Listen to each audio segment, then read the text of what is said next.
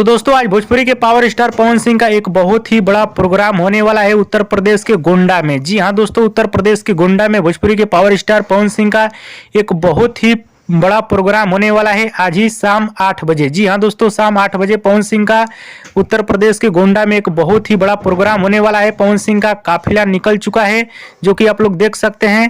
पवन सिंह के गाड़ी के आगे पीछे 10-12 गाड़ी चल रही है और एकदम धमाकेदार काफिला लग रहा है। काफिला आप लोग देख सकते हैं भोजपुरी के पावर स्टार पवन सिंह का, जो कि नेता लोग का भी ऐसा काफिला नहीं रहता है जितना पवन सिंह का धमाकेदार काफिला लग रहा है। बाकी आप सभी को यही अपडेट देना था कि आज पवन सिंह का बहुत ही बड़ा प्रोग्राम होने वाला है उत्तर प्रदेश के गोंडा में, जो कि शाम 7 बजे के बाद आप सभी को बहुत सारा वीडियो देखने को मिलने वाला है स्टेज वाला।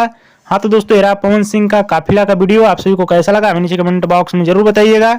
और दोस्तों वीडियो पसंद आए तो ज़्यादा लाइक करें, कमेंट करें, शेयर करें, सब्सक्राइब करें। धन्यवाद दोस्तों।